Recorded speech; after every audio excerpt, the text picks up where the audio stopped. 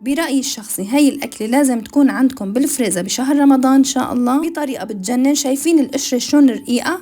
عليكم تطلعوها من الفريزر وتقلوها وشوفوا هالقرمشة اللذيذة. خلونا نشوف الطريقة سوا. عندي هون صدورة فروج أنا قطعتها بهالشكل الرقيق، وفيكن انتو تقطعوها مثل ما بدكن. للخليط منحط بيضة وكاسة حليب، بابريكا، ملح، كاري، زنجبيل، بودرة الثوم وشوية بهار أبيض. نخلطهم منيح ومنضيف كاسة طحين لحتى يصير الخليط معنا مثل ما انكم شايفينه. منضيف الفروج وبعدها منحركه منيح ومنغطيه بالستريتش ومنقيمه في البراد. لازم أقل شي ساعتين يضل، وإذا ليلة كاملة أفضل. وهلأ للتغليف منحضر البقسماط أو الكعك المطحون ومنلتهم بحيث الفراغات كلها تتملى. أنا كمية الدجاج هون عندي 800 جرام، وبهاي المرحلة مباشرة على الفريزر.